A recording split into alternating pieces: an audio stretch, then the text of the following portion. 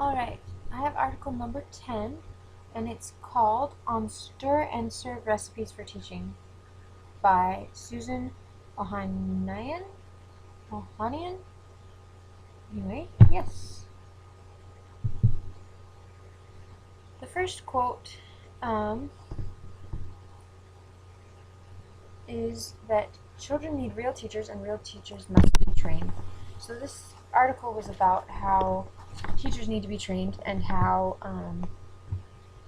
you can't just have everyone be a teacher, but also that as a trained teacher, you need to be trained a certain way, but that you need to take responsibility for your own training. So she starts off with saying that the notion that just about any Joe Blow can walk off the street and take over a classroom is gaining ground, and it makes me nervous. No, more than that, it infuriates me. We should squash once and for all the idea that schools can be adequately staffed by 32 bookkeepers and a plumber. The right teacher-proof curriculum is not sufficient. Children need real teachers. She goes on to say that, even Einstein, people use that excuse that, well, if you need teaching credentials, then Einstein couldn't have taught, and he was the smartest guy ever. But how do we know that Einstein worked well with children? We don't. Alright, so next, how should we learn to teach? There are schools of education that we should go to, but we shouldn't complain that educations aren't preparing us well enough, because no course can prepare you to run your own classroom. That's ridiculous. We live in a I want it here, I want it now society where we have fast food, and there's no really way to do that with teaching, so we need to realize that. Also, a lot of teachers look for classes and seek classes that produce mass cutouts and story starters.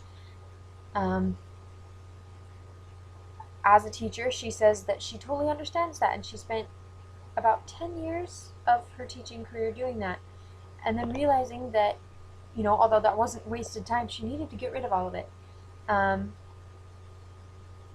She needed to simplify. We need to not just worry so much about the preciseness and everything, about testable things. We need to think about what is important to the student. And it's really hard when we have, when we're in jobs where the people are just saying, well, what about their test scores? Schools of education. From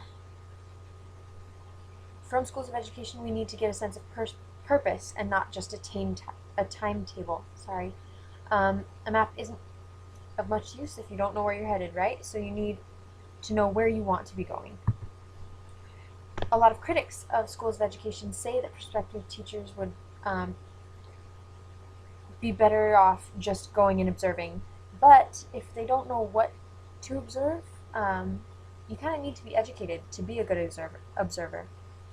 And I really like that quote that said, "As every observation is the result of questions we ask." Teaching is born of a schema. I really liked these two pictures that I found, because a lot of times we just want cookie cutters answers, and that's not true, or else we'll get cookie cutter children, but we don't have cookie cutter children, so that won't work. And if you have your own schema, you will have happy kids. If you decide to figure out